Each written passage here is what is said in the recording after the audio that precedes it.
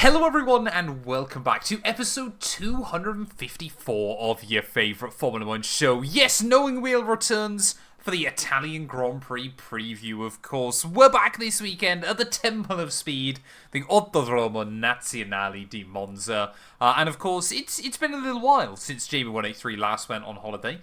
So, Jamie, you're off to the Grand Prix this weekend. Are you excited? Are you packed? Very excited. I'm not packed yet. For context, it's currently 8:22 in the morning on Thursday, and I fly at like 5 to 4 this afternoon. So, but I am working for 3.5 hours in the meantime. So wow, yeah, full-time 183 over there, ladies and gents. He's a man of the people. I might as well take a half day instead of a full day when I'm flying at 4 o'clock. So yeah, there we go. I'm very excited. It's going to be really hot all weekend. Very, very fun. Yeah, I'm not at all jealous that Jamie gets to go to. Have you been to a Grand Prix this year already? Did you go in Miller? No, that was last year, wasn't it? You went in Miller. I don't have the budget for more than one a year, sadly. Fair. Don't have the budget for more than one a year. But when was the last time you went on holiday? 2 weeks ago. But that was that holiday cost me about 100 quid. Maybe 150 quid or something. Here we go. This one has cost a bit more than that. Man of the people, 183, ladies and gentlemen. There we are. But yeah, I mean, Monza this weekend, of course, we spoke about Zandvoort and obviously the weirdly interesting but fairly boring Grand Prix back at Zandvoort, of course, helped by kind of big moments of chaos, and then the rest of it was, it was Zandvoort, wasn't it? It's just quite difficult to overtake at. But it feels like coming into this weekend, Jamie, we've got quite a lot of storylines suddenly to go through. Not only on track, but of course it's Formula 1, so a lot of the conversation is off track. So I say we start off then with Stefano Domenicali. He's been coming out with some interesting stuff, hasn't he? He wants V8 engines, shorter races, sprint weekends, and a whole lot more. Yeah, and I think some of this might happen, but I'm not sure all of it. It springs of... you probably don't know because it's football, but when Gianni Infantino first came into the FIFA presidency, which is obviously the body that runs global football. Most football, yeah. Yeah. He was like, we need to make the matches shorter, we need bigger goals, yes, we need more I do remember this, yeah. And everyone just memed it because it was like they want Disney Channel football rather than And some of it springs of that, but some of it actually sounds quite good, especially the V8 engines. And it sounds like manufacturers are a bit on board with that. So that could be exciting. That would be a big rule change. Sebastian Vettel in Russia 2019 would get his wish finally. Bring back... Well, no, he wouldn't quite, would he? He said V12s, to be fair. He said V12s. That's what he said. He never drove a V12, did he? Yeah, but he owns one, I'm pretty certain. And they blew up all the time. Yeah, but imagine if you tried to do a V6 hybrid back in the late 80s. Do you not think that would have blown up all the time? There'd been no one finishing those races. Yeah, exactly. But the V8 era, Mark II, could be back by 2030, which or even earlier than that, potentially. isn't that far away. No. I mean, it's one of those big things, isn't it? Because we kind of look at hybrid and electric car technology, and since it came into Formula 1 just over 10 years ago, it has moved massively, hasn't it, in the sport? And obviously, in the general automotive world, it's massively come along as well. But there's still been this element, hasn't there, of it hasn't quite replaced. It's been more of a very viable alternative for some people. Like, my parents have got an electric car. They absolutely love it. And I think the next car I probably buy, not for me personally, but for my partner, will likely be an electric car. But for most people, they would say you want one electric and one still internal combustion or a hybrid or something like that. And it's... Yeah. I mean, the bigger thing for Formula 1, isn't it, of course, is it's just the sheer cost of them. Develop a Formula 1 hybrid engine, the costs have been absolutely astronomical. And of course, I've banged on about it for years as well. Biofuel. If you can make fuel out of plants that obviously doesn't have any net impact on the environment. Yeah. That works in all the engines we've already got going with no kind of changes required. That's probably far greener than mining up every resource we can possibly find in the earth. Yeah, exactly, because electric hybrid engines are not easy to make, and they take in quite a lot of non-renewable resource as well. Yeah. In terms of the technology into the batteries and all of I mean, that. it's something ridiculous, isn't it? Like, you'd have to drive a Toyota Prius like 80,000 miles before it offsets like a big American Ford Raptor or something in terms of the emissions to build the car combined. Yeah, exactly. And Jeremy Clarkson's been saying that for about 20 years, to be fair to him. But yeah, not that I'm not denying that we need to do something to avoid the normal fuel. There you go. Jamie183 is a climate change denier. Change to be denier, fair, you hopefully. fly about as much as Taylor Swift, don't you? Yeah, but she's not flying on an airplane full of 400 people at once, is she? So... I love the fact you agree you fly around as much as Taylor Swift. Well, she's going to get married now, isn't she? She's probably going to have to settle down. I assume she'll go down the aisle in a jumbo jet. Are you going to watch Travis Kelce and Taylor Swift's love story? What is that? I don't keep up with well, any of just this. the next year they got engaged, so there's going to be wedding planning, lots of fun stuff like that. I mean, if Matt212 is listening to this, she already just finds... well, not hilarious, but I think she genuinely finds it slightly sad that I could not care less. Well, she makes good music, so you should listen. Does she? Well, she used to. I've not listened to much recently. But fair enough. There we go. We'll digress from Taylor Swift. My ability to keep up with pop culture is hilariously bad, so... Well... Fair enough. You are a full-time YouTuber, to be fair. So only we could go from V8 engines to Taylor Swift inside 4 minutes. That's impressive, even by our standards, as to just how quickly we can go on a ramble. Exactly. I like the idea of it. So do I. V10. So do I.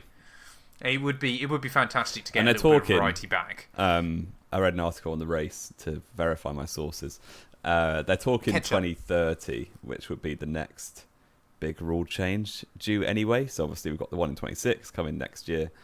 The likes of Ford, Audi, Cadillac are all planning on making their own. Well, Ford are backing Red Bull powertrain. Sorry, they're all planning on making their own engines. All of these new ones seem a bit happier because obviously, even if it's an F1 V8, a V8 engine is something they already know how to make.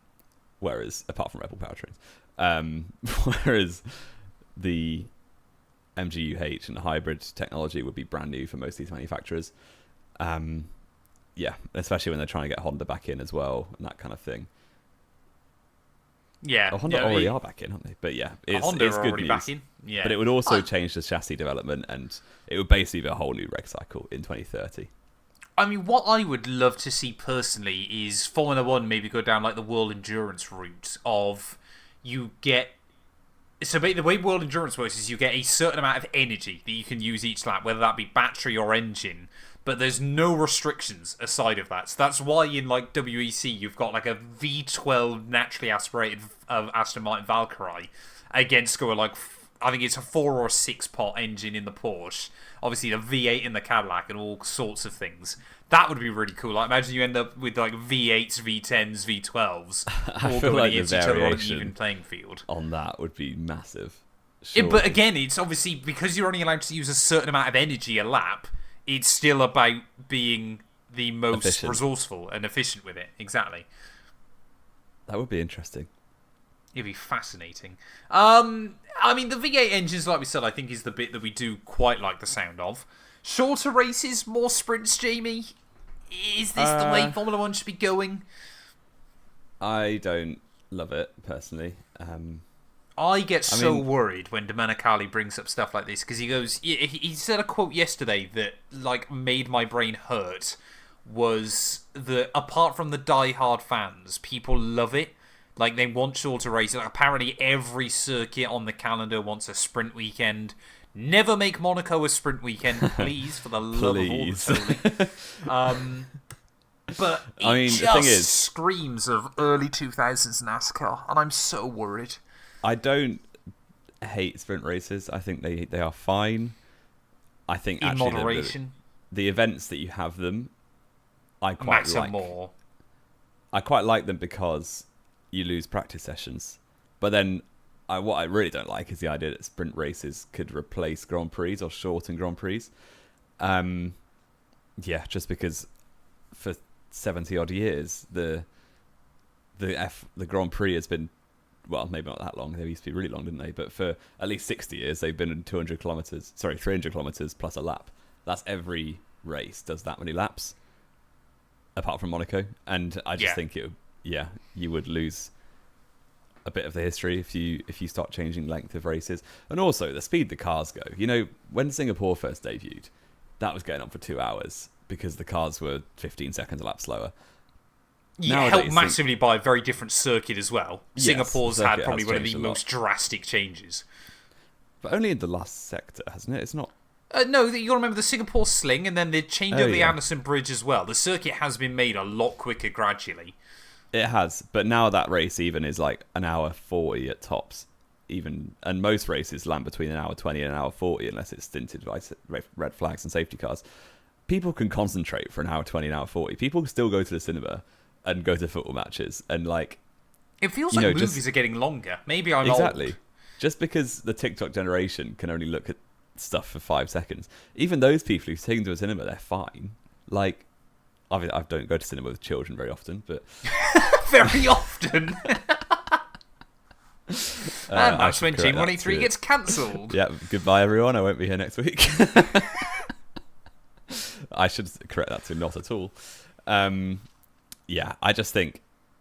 Yeah, it screams of old man clutching at straws with Domenico. I mean, again, it just is like this boom of... exactly like NASCAR went through in the very early 2000s of... you gain a huge amount of popularity, and you've kind of got to expect that, seasons like 2021, Drive to Survive brings a lot of people in short term. You've got to kind of expect that, yes, you'll keep some of those people around because they'll kind of fall in love with what people that were watching the sport beforehand fell in love with. But everybody that ever watches a Grand Prix, not all of those people are going to keep up. The amount of people I know that their way of watching Formula 1 is they'll just watch Drive to Survive. Like at the start of the next season. They'll watch Drive to Survive, and that's their fix for the year. And actually, they might watch like the British Grand Prix or something like that. What Formula 1 need to be doing if they want to try and get more eyes on it is not locking it behind paywalls in most countries. Put it back on like the BBC or Channel 4 or something like that, so people in the UK aren't having to pay £30 a month to watch it. That's how you get more people watching the sport. Yeah, but also, I know it's all about growth and revenue, but like the sport has grown since 2021 in terms it's still on an upward trajectory. Even now. It's plateaued a lot since then. I saw a stat on LinkedIn, which maybe was not here we true. Go. Is this about how you do B2B marketing? That's all LinkedIn is, isn't it? No, well, it pretty much is, yeah. But it was like a graph showing the viewership of Formula 1 in the, I think it was just the UK, to be honest. But it has definitely increased since 2021. So 2021 was obviously a peak, and then it immediately kind of did drop when 2022 wasn't such a good season. But then since then, it's really not grown hugely, but it's on an upward trajectory. And from like 22, 23 onward? Yeah. And F1, it is a global sport. It is a fantastic sport. We both love it. But it's never going to be the biggest sport in the world. It's never going to be one of the biggest 3 sports in the world, arguably, when you think of global audience. So is it okay to have an audience that's plateauing and you've got tons of... Every race is sold out. Every race is... And not every race is sold out, though, now, is it? This is like Zandvoort, I guess for just example. Zandvoort wasn't, but that's... Last weekend they were struggling to sell tickets. Yeah. It's that thing, isn't it? And again, it goes back to NASCAR, because what they obviously tried to do back in the early 2000s was chase the numbers of like the NFL and stuff. Just kind of recognise your place. F1 is never going to be bigger than football. It feels like the only season where it felt like F1 even remotely challenged was 2021. But that was such a lightning in the bottle season. And there was no World Cup, no European Championships. Like 2021's a pretty boring season in terms of football. Especially COVID, no fans in the stadiums. Like 2021 was a lot better for like fans and things, stuff like that. But I mean, it was just that thing of like 2021 was that lightning in the bottle. Yeah, we get one of those. We're lucky to get one of those every 10 years, kind of thing. Yeah, you get other championships that can go down to the wire and things like that. But you're putting that up there with very few other seasons, you would argue, throughout Formula 1 history. There's I think a lot of people, it would be a fair argument to make, wouldn't it, that obviously apart from those last 5 minutes in Abu Dhabi, I think a lot of people make the argument it was the greatest Formula 1 season of all time. Well, it was phenomenal. Yeah, in terms of you had two absolute top drivers, like some of the greatest of their generation. You had two highly, highly elite teams going at it, and they would hold nothing back in going at each other. I mean, they were throwing everything at it. Yeah. Both you look teams. at 2016, even 2014, even this season, really, with the team McLarens, it may go to the wire, it may go down to the last race, but because it's within the team, there's a bit more respect. It doesn't feel as... It doesn't feel as brutal. I mean, I hate to quote it, but it was Jacques Villeneuve saying at the weekend, wasn't it, that an inner-team rivalry is nothing like two teams going at each other. Especially when it's Christian and Toto. They absolutely hate each other. Yeah, it is very, very different. But yeah, it's kind of... It's like we said with sprint racing. I mean, some of them still feel a bit odd. For like I understand why Shanghai was a sprint weekend, but let's be fair, for like a Grand Prix to get eyes on, it was arguably the worst one for Formula 1 for Lewis to win, because most people in a huge part of the earth were asleep. It's the only race or qualifying I haven't watched this year, because it was like 3 in the morning. Maybe you should watch less and Hamilton might exactly, win a bit that's what I keep thinking. I should just stop watching and Lewis will start winning. It is and some sprints have actually been alright. So I think Austria 2 years ago now was pretty good, the wet one. Changeable conditions massively helps though, and then even then it's no guarantee. Belgium last year was pretty dull. Yeah. Kota last year was awful. That was literally a procession. There are some that you still question. Yeah. Like, it's the thing, isn't it? Like, some sprints have the... I think there's got to be an argument that Silverstone gets another one, because the last couple of Grand Prix have been brilliant. Yeah. I think Brazil is always a good shout. Brazil, there's a reason why Brazil pretty much... Has Brazil had one every year, or did they miss out one year? They missed one or two, yeah. I think it was 22, wasn't it, they missed? I don't think they had 124. Yeah, they definitely have. The sprints haven't changed apart from Austria for Spa. The other 5 sprints They did team orders, didn't they, the McLarens, to get Norris an extra point last year. Yeah. I think sprints... In a calendar of 24, I feel like 6 is about enough. If they went up to 8, I wouldn't be that upset. Again, like we said, it depends more on where they do the sprints than anything else. Like, I'm staggered still, and I can assume the only reason why they don't is because the race is on a Saturday. I'm staggered they don't do a Vegas one. Jeddah, I think, would be a fascinating one with only one practice session before you go into sprint quali. Like, there's a couple that are sitting on... Or Bahrain, I think, would be another good one. But you think, on the other hand, you've got to bin off Kota as a sprint. I wouldn't be too disappointed to see Qatar lose it if, like, Bahrain or Jeddah was getting one. Miami just needs to go in its entirety. But yeah, it's kind of, they've got to keep... It feels a bit odd that they kind of want to keep pushing these sprint races, but then, like we said, this year, only one circuit has changed. Austria to Belgium. The other 5 are the same, which is a little bit weird. I still think if you mix up the quali format, it might help, because it's a shame just to have a watered-down version of Grand Prix quali and Grand Prix race. This was my idea for sprints as well. What I would love to see them try once is... that you have to start the Grand Prix on the tyres you finish the sprint race on. So if you're running further down the order, you can take the gamble and go for a late pit stop. That'd be terrible. Why? Everyone outside the top 8 in the sprint race would pit for new tyres on the Exactly. So then if you're an 8th, do you gamble it late on? Or does someone a bit further back try and hope that people in front gamble it and maybe you scrape a couple of points? You forget, if the person in 9th would literally just go box opposite guy in 8th. And then you either pick up a point or you got fresh tyres for the start of the Grand Prix. I don't know. But then if you're further down, you could gamble it. You could gamble it, Jamie. I want to see him try it once.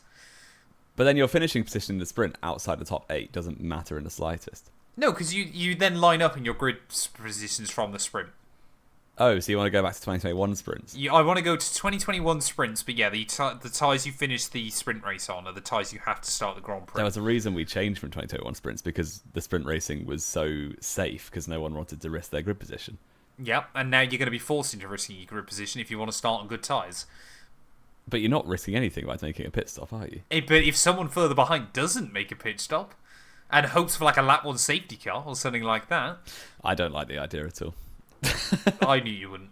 That's why it's a good idea. Okay. Jamie, Get me on the FIA board. Yeah, go ahead. big news. Colton Herta, IndyCar Yes. star, Cadillac Junior next year, or Cadillac Reserve, sorry, I should say, and hasn't technically been confirmed yet, but seems highly likely. He's going to be going to Formula 2. Yes. Now, for Formula 1, or the FOM, I should say, or the FIA, this is a huge win. For motorsport generally, it's a huge L. It could work out. No, I think it's bad. Cadillac have done it quite well. No, it's bad. Why is Formula it bad? 1 have deliberately put... it's something, man, I got to double check this so I get this right. You're going to talk about super license points? I am going to talk about super license points. Because there's so few for IndyCar. Because there's so few for IndyCar, but I want to just get it right. So, if you... Where's IndyCar? God. Oh, there we go. IndyCar. So, if you finish third in Formula 3, you get the same amount of FIA super license points as if you finish third in IndyCar. That so saying IndyCar's blows on the my level mind. of F3. It pretty much, yeah, you do get a few more if you win IndyCar or come second in IndyCar. But they're saying, yeah, if you come third in IndyCar, if you come fourth in Formula 3, you get 5 more points than fourth in IndyCar, which is insane. That is mad. Yeah.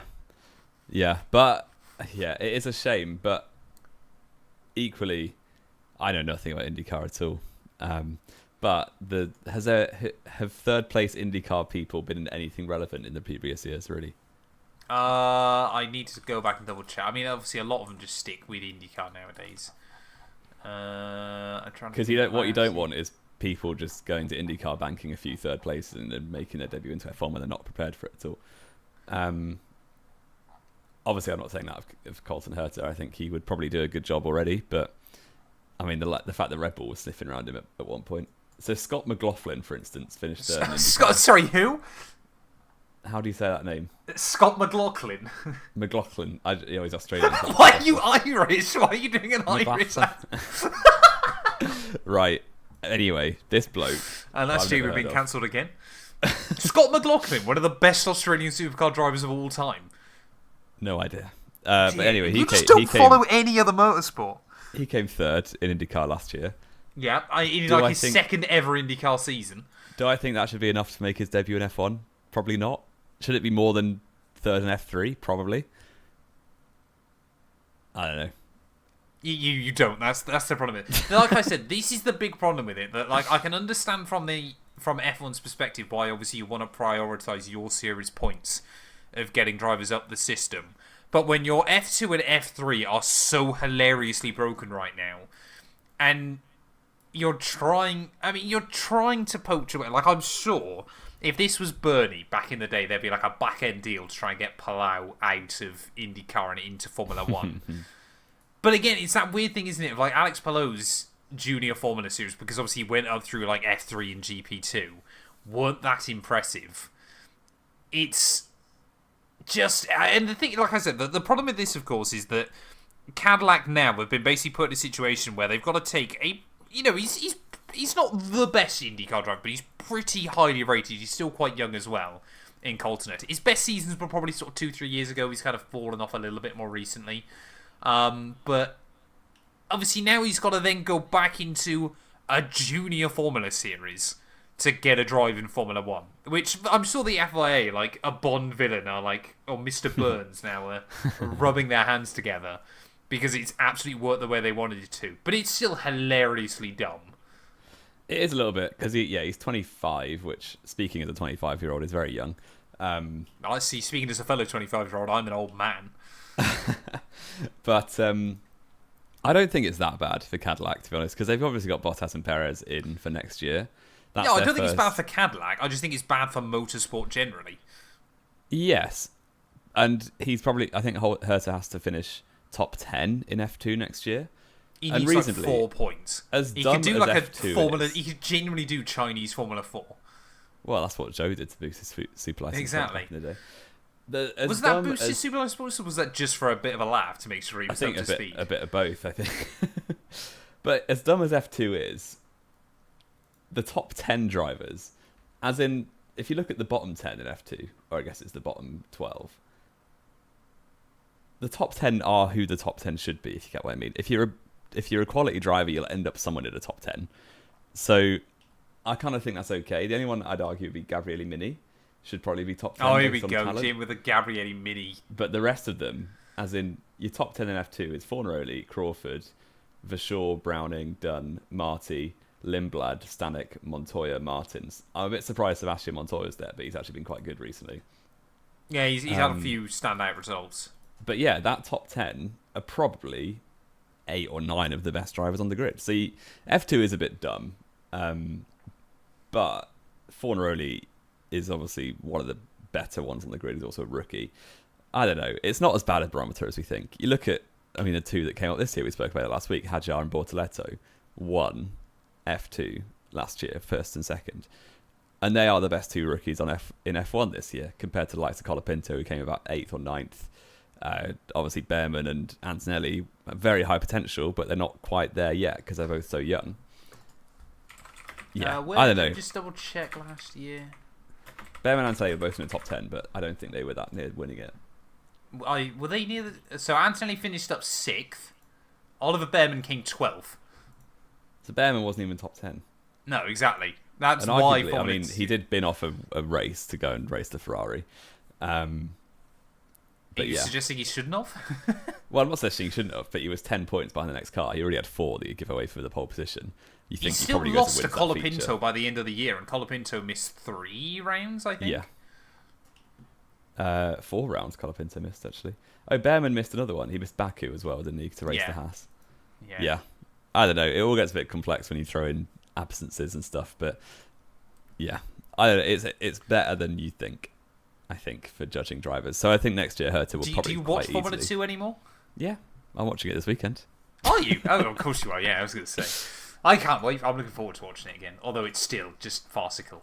But yeah, there's so many. I think the big thing is still, isn't it, with IndyCar in more recent years or trying to make the switch is just how little testing you get is the problem. So I can understand it from that perspective. Obviously, you put them in a Formula 2 car. Yeah, it's not a perfect replica of a Formula 1 car or anything like that, but it at least kind of trains you up for more of the circuits. And things like exactly. That. And I was listening to a podcast with Anthony Davidson on Beyond the Grid recently, and he was obviously a test driver for years. And basically, that meant, I think it was Malaysia 05 or 06, when one of the BAR drivers, I think it's Villeneuve, was unwell, or Sato, sorry, was unwell. And Davidson had to jump in the car last minute. But because he'd done hundreds of miles of testing that year in that car, thousands probably, that meant that he was well prepared for it. And yes, the car blew up on the second lap and he lost his chance of points. And he was well aware that was going to happen because he'd only ever done 4 laps ago. He just did 300 runs. Yeah. So that kind of thing, he was well prepared for testing despite it being like his second race ever or something. But that luxury Herta won't have because they've binned off testing. Though he'll definitely be the Cadillac rookie in practice sessions next year, won't he? Yeah, well, it just makes sense to you, doesn't it? And I think, obviously, it will probably be whichever one of Bottas and Perez is worse after 2 years, or after a year or two, will get binned off. Yeah. As well, obviously, because I think they will want to put Herta in. The other fascinating one I saw was people were crying that Mick Schumacher apparently been given an offer to be Cadillac's reserve driver and do their WEC program, but apparently he denied it. Which they go like, Mick, it was the best chance you were ever going to get somewhere close to Formula 1 again. But he won't he won't get back on the grid now, unless like Bottas or Perez fell ill or something. Had he been their reserve driver, but still. That does take us onto the quiz quite nicely, though. Does it? Okay. It's not about Mick Schumacher. Thank You'd be God. glad to know, but it is kind of about Colton Herta. Okay. Because he, since Formula 2 became Formula 2 back in 2017. There have been 6 American drivers. I thought as soon as you started this, I was like, it's going to be American drivers, isn't it? So, and this is American drivers who've entered more than one event, because there is one who's literally done one. Yeah. So you've got a minute to try and name I've got all a 6. minute for Formula 2. You're off. Santino Ferrucci. Yep. Obviously Jack Crawford. Yep. Logan Sargent. Yep, you're doing well. One of them left is currently racing. That should help. Is he? I'm trying to think now. He's not racing very well, but no, he's like is it Correa? He's like Correa half is American. on there, but he's not racing this year, is he? No.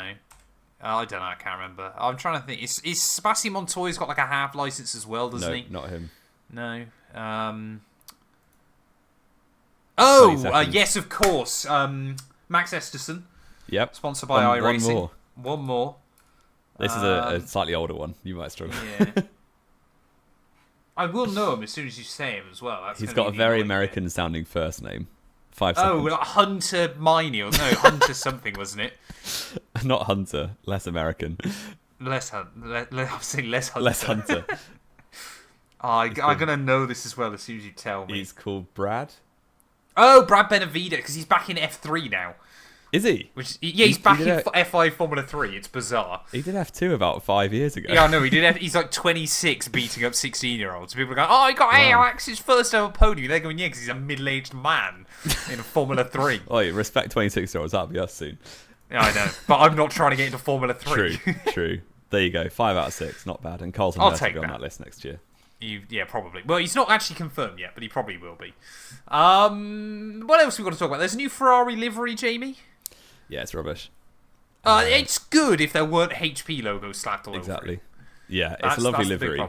The problem. They just need to pay HP enough money to get rid of the blue. If it was a white HP logo, that would be great. Yeah, but then you wouldn't be able to see the HP writing, would you? But everything else on that car, so the Ray-Ban and whatever else. I know Shell have yellow still, but yellow works with the livery. But I think the Shell has been so synonymous with them for so long, it kind of just works, doesn't it? Exactly. And every other sponsor on that car has been made white. So why is HP, because they're a title sponsor and they're paying a lot of money, is definitely the answer.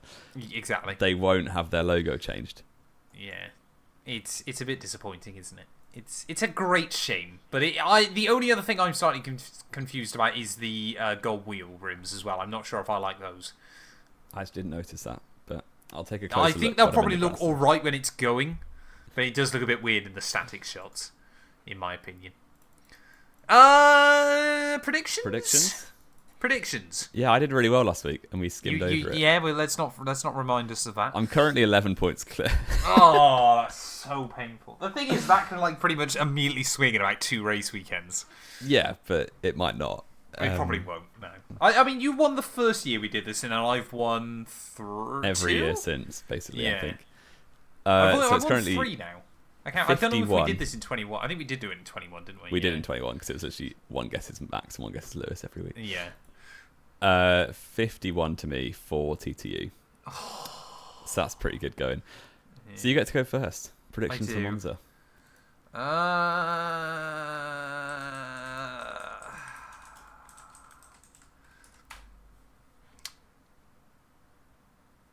I said Lando last weekend, which was looking so good, and then Oscar just did it.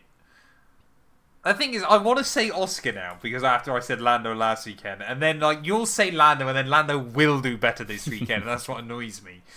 Oscar, Lando. I'm trying to think, what other height? Ferrari on the podium. Charles did alright at Spa, didn't he? Yeah. He won it last year. I can't see that happening. I'm trying to think of other tracks similar to this. Spa, they were pretty good. Yeah. Lewis Hamilton. I'm going to say it. Oh, no. I'm going to say it. No. I hate myself for saying it, but I'm going to say it. If that comes off, a lot of respect, but I would be astonished. Oh, so will I. I've got to believe. I hate myself. What am I going to do? I'll say Piastri as well on pole. Yeah. What? You can't say the same as me. That's boring. Change it now. Okay, I'd rather lose badly than Norris you just on pole. Say the same Norris win, Piastri second, Verstappen third. Okay, fair enough. Max, the Red Bull was very good at high speed this year. So was it? Yeah, I think so. Fair enough. Living on a bit of They basically said that Zandvoort will be rubbish, and then Spa will be great. Fair enough. To Red Bull, not Spa. Yeah, I suppose Monza. they did all right at Jeddah as well, didn't they? Early on. Yeah, they probably should have won Jeddah. There is that. They shouldn't have. Max can't drive wheel to wheel. And to be fair, do you honestly think that had Oscar not got past him until when he would have sat behind him all day? True. Or do you just think that McLaren would have... Like, he literally got in front and then just controlled it, didn't he? He could have been 25 seconds up the road if he wanted to, I think, in that one. Max got pole at Silverstone on low downforce setup. Oh, he did, yes. He'll bin it again in the Grand Prix. Because everyone else was on high downforce. Exactly. Yeah, everyone else was aware that it was going to rain on Sunday. Have we got anything else to add, Jamie? I don't believe we do. I think we've done very well. Who's going to win the championship? Let's do that. It's going to be Oscar, isn't it? Yeah. It's got to be Oscar. It's got to be Oscar. I was going to get excited for Formula 3 this weekend, and then I forgot the championship has already been wrapped up as well in that, which is a bit of a shame. But there we are. There we are. Thank you all, as always, so much for listening. If you have enjoyed, please do make sure to leave a like. Get yourself subscribed. Drop us a follow on Apple, on Spotify, on all that good stuff. Next week's show will be out a little bit later, I believe, because Jamie doesn't get home till quite late unless he wants... Why are you staying till Tuesday night? Flights. Fair enough. Cheap flights. That's what you got to do. So you're going to spend way more on the hotel to save a bit of money on the flight? Not way more. I'd also rather be in Milan for an extra day if I could. Like, why not? I don't blame you. I don't blame. Who are you going with out of interest? Alex Chittook. He's a bit of a mug. Massive Hamilton fan. So this will be good fun. When Hamilton gets a podium now, it'll be glorious. Absolutely glorious. Thank you all, as always, so much for listening. And yeah, Jamie and I will return at some point next week with our Italian Grand Prix review.